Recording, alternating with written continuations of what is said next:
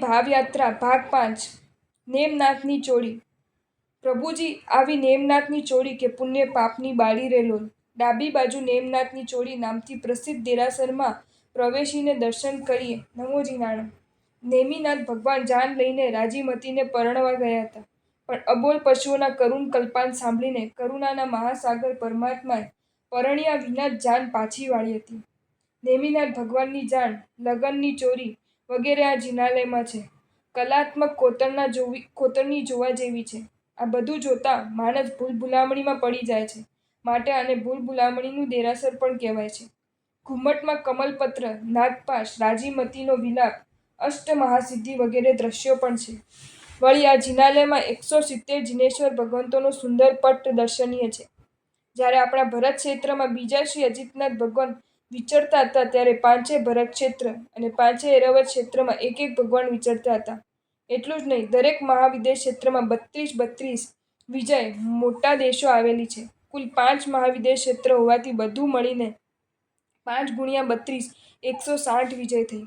તે દરેકમાં પણ એક એક ભગવાન તે સમય વિચરતા હતા। તેથી 5 મહાવિદેશ ક્ષેત્રના 160, 5 ભરત ક્ષેત્રના 5 અને 5 ઐરાવતના 5 એમ કુલ 170 ભગવંતો વિચરતા હતા। આ પટને વંદન કરવાથી ઉત્કૃષ્ટપણે વિચરતા 170 ભગવાનને વંદના કરવાનું સૌભાગ્ય પ્રાપ્ત થાય છે।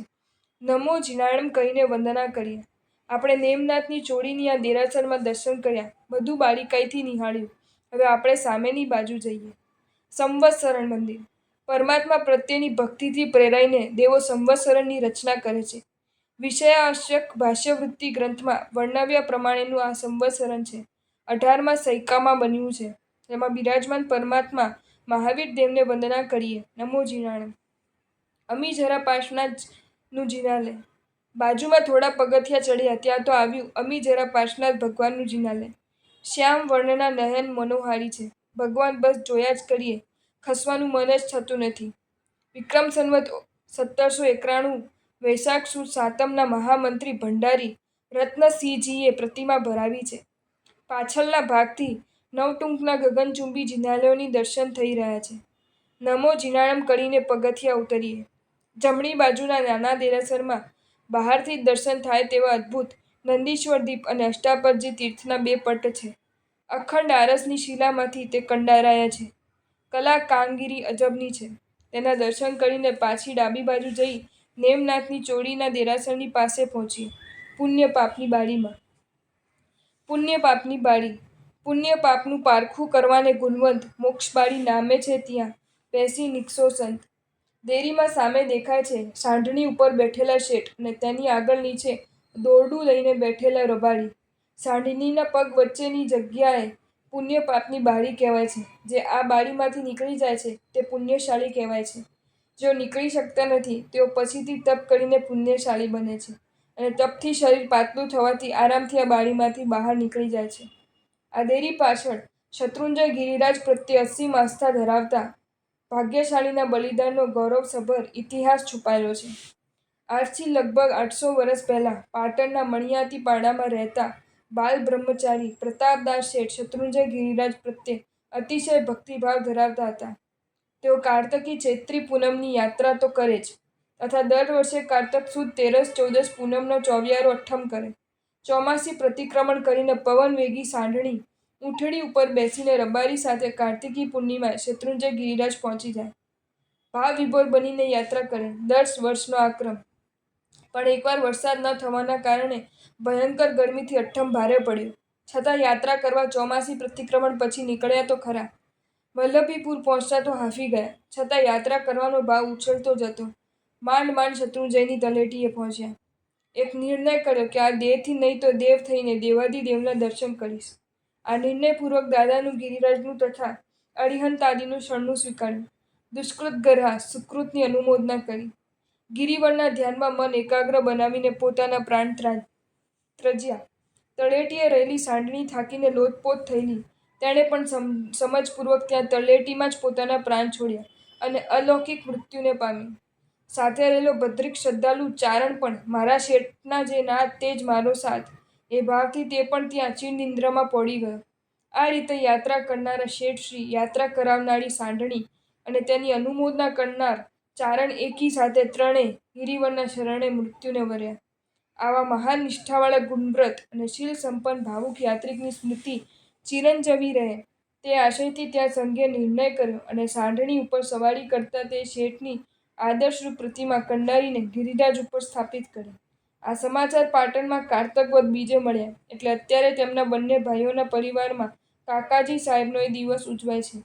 મણિયાતી પાડામાં તેઓની ઘર દેરાસરમાંથી સાંઢણી ઉપર બેઠેલા કાગજી સાહેબ તથા રબારીનું જૂનું ભીંત ચિત્ર આજે પણ છે. તેથી પુણ્યને કરાવનારી, પાપને તોડાવનારી આ છે પુણ્ય પાપની બાળી. અહીં સાંઢણીના બે પગની વચમાં થઈને જે કોઈ પસાર થાય તે પુણ્યશાળી મુક્તિગામી કહેવાય છે. ઘણા યાત્રિકો આની ખાતરી કરે છે. હવે ઉતાવળ છે, ચાલો બધા દર્શન કરતા જજો. હું ફક્ત મૂલનાયક ભગવાનનું નામ કહેતો જઈશ, તમારે નમો જીનાણમ કહેવાનું. જિનાલયોની શ્રેણી.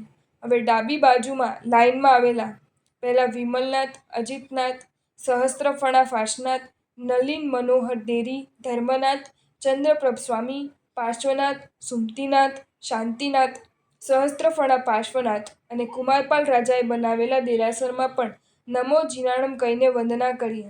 વળી જમણી બાજુ લાઈનમાં રહેલા ચંદ્રપ્રભ સ્વામી, સંભવનાથ, પાર્શ્વનાથ, ચંદ્રપ્રભ સ્વામી, સંભવનાથ, અજીતનાથ, પાર્શ્વનાથ, ઋષભનાથ, ધર્મનાથ, મહાવીર સ્વામી, 100 થાંભલાવાળા ચોમોકજીનું દેરાસર સનવર્ષ 1686માં જોધપુરવાળા મનોત્તમલ જયમલજીએ કરાવ્યું.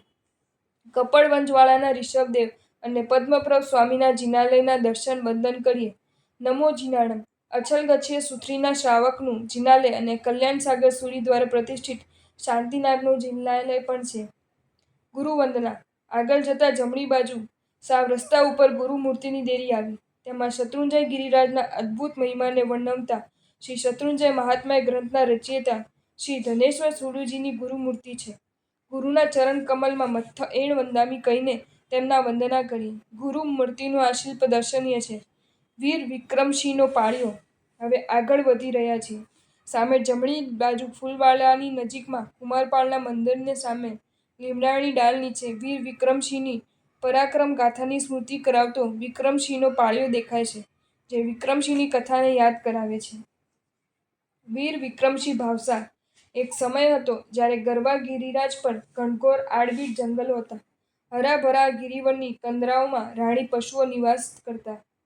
એકવાર એક સિંહે કંદરાઓને ત્યજી દઈને દાદાની ટૂંકના બારણે અડ્ડો જમાવ્યો. વનરાજને જોતાં જ ભલભલાના ચક્કા છૂટી રહેતા. સૌ કોઈ દૂરથી જ વનરાજને સલામ કરીને ભાગી જતા. ડરના માર્યા યાત્રિકોએ ઉપર જવાનું લગભગ બંધ કરી દીધું હતું. તલેટીએ દિનરાત આ વનરાજની વાતો ચર્ચાતી હતી. સૌ કોઈ યાત્રા ક્યારે શરૂ થાય તેની રાહ જોતા હતા. વિક્રમસિંહ નામનો એક કાચો કુંવારો ભાવસાર યુવાન પોતાના ભાઈ ભાભી સાથે પાલીતાણામાં વસતો હતો. શરીરે હુષ્ટપુષ્ટ હતો. ભારે મિજાજનો પણ માલિક હતો. એકવાર ગામમાં રખડીને બપોરે જમવાને સમયે ઘેર પહોંચ્યો. રસોડામાં શોધખોળ કરવા છતાં કોઈ ચીજ હાથ લાગી નહીં. એટલામાં તો કૂવે કપડાં ધોવા ગયેલા ભાભી આવી ચડ્યા. ભૂખથી તેનો મિજાજ આસમાને આંબી ગયો છે. એ વિક્રમસિંહ ભાભી ઉપર તાડૂકી ઉઠ્યો. રે 12 વાગ્યા તોય રસોઈનો કોઈ ઠેકાણા નથી. ખબર નથી અહીં પેટમાં કેવી આગ લાગી છે. ભાભી, તમને શું કહેવું, તમે સાવ નકામા છો. ડિયરનો આક્રોશ જોઈને ભાભીથી રહેવાય નહીં. એમણે પણ સામે સીધો જોરદાર જવાબ આપ્યો કે કમાઈને ઘરમાં એક પાઈ આપવી નહીં, આખો દી રખડ્યા કરવું અને જમવાના ટાઈમે હાજર થઈ જવું, આ કયા ઘરનો ન્યાય? મહેનત મજૂરી તમારા મોટા ભાઈ કરે અને તાગડ ધીના તમારે કરવાના, અને વધારામાં પાછું અમારા ઉપર આવો રોફ ઠોકવાનો. બાવડામાં બહુ જોર કૂદતું હોય તો જાવને ગિરિરાજ પર પેલો સિંહડો અડ્ડો જમાવીને બેઠો છે, એને પાંચરો કરી આવો ને. નાહક ઘરમાં શું ઠાડું શુરાતન બતાવી રહ્યા છો? ભાભીની જબાનેથી વછૂટેલા બંદૂકની ગોળી જેવા શબ્દોએ વિક્રમસિંહને વીંધી નાખ્યો. એ પળનોય વિલંબ કર્યા વિના ઘરમાંથી નાઠું સીધો તલેટીએ પહોંચ્યો. તલેટીએ પોતાના મિત્રોને જણાવ્યું કે વનરાજનો વિજય કરવા જઉં છું. જો ઉપર ઘંટ વાગે તો સમજજો કે સિંહ મર્યો અને યાત્રા ખુલ્લી થઈ છે. જો ઘંટ ન વાગે તો સમજજો કે વિક્રમસિંહ મરી ગયો છે. ઉપર જઈને વીર વિક્રમસિંહે ધોકાના છેડે અડાડીને સૂતેલા વનરાજને જગાડ્યો. ઘણા દિવસે એકાએક નરમાંસની ગંધ આવતા લાકડીનો છેડો ટચ થતાં સિંહ કેશવાળી ખંજવાળીને સફાળો ઉઠ્યો. પળનોય વિલંબ કર્યા વિના એ વિક્રમસિંહ સામે ધસ્યો. વિક્રમસિંહે પણ સામે સીધો ઘા કર્યો અને એક ઝાટકે સિંહને મહાત કર્યો. ભારે આઘાતથી તરફડીને સિંહ ઢળી પડ્યો. વીર વિક્રમસિંહ ઘંટ વગાડવા મંદિર તરફ દોડ્યો, પણ એટલામાં તો ઘવાયેલો સિંહે વળતા હુમલો કર્યો અને વિક્રમસિંહને લોહી લુહાણ કરી નાખ્યો. ઘાયલ વિક્રમસિંહ મન કાઠું કરીને ઉઠ્યો, માંડ માંડ મંદિર સુધી પહોંચ્યો અને ઘંટનાદ કર્યો. Ton ton ton. ઘંટનાદ થતાં મિત્રો દોડી આવ્યા અને જોયું તો એક બાજુ સિંહ મરેલો પડ્યો હતો અને બીજી બાજુ વિક્રમસિંહ પડ્યો હતો. મિત્રોએ તેને ખૂબ ખૂબ ઢંઢોળ્યો, પણ ઉઠ્યો નહીં. મિત્રોએ વિચાર્યું કે સિંહને માર્યા પછી વિક્રમસિંહ પણ ઘંટ વગાડીને ઘાયલ સ્થિતિમાં મરણ પામ્યો છે. વીર વિક્રમસિંહ ગયો પણ યાત્રા ખુલ્લી કરતો ગયો. હજારો નર નારીઓ નિરંતર ગિરિરાજ પર યાત્રા અર્થે જવા લાગ્યા. વીર વિક્રમસિંહની પરાક્રમ ગાથાની સ્મૃતિ રૂપે હાથીપોળના આગળના ચોકમાં લીમડાની ડાળ નીચે વીર વિક્રમસિંહનો પાળિયો આજે પણ ઊભો છે, જે વીર વિક્રમસિંહની યાદ તાજી કરાવી રહેલ છે. સામે હાથીપોળનો દરવાજો દેખાય છે. સૂરજકુંડ. હાથીપોળના દરવાજાની ડાબી તરફના રસ્તા આપણે સૂરજકુંડ તરફ જોઈએ. સાવકી માતા વીરમતીએ ચંદ રાજાને કુકડો બનાવી દીધો હતો. પત્ની પ્રેમ લાલચી સાથે આવેલો આ કુકડો જે કુંડમાં પડતા ફરી ચંદ રાજાના મૂળ રૂપને પામ્યો હતો, તે સૂરજકુંડની પાસે આપણે આવી પહોંચ્યા છે. ભીંતમાં શિલ્પથી ઉપસાવેલું કુકડાનું ચિત્ર ચંદ રાજાની યાદ આપે છે. જો તમને આ વિડીયો ગમ્યો હોય તો આ વિડીયોને લાઇક કરો અને શેર કરો, અને આવા જ નવા નવા વિડીયો જોવા માટે જૈન ફેક્ટ્સ એન્ડ સ્ટોરીઝની ચેનલને સબસ્ક્રાઈબ કરો. ધન્યવાદ.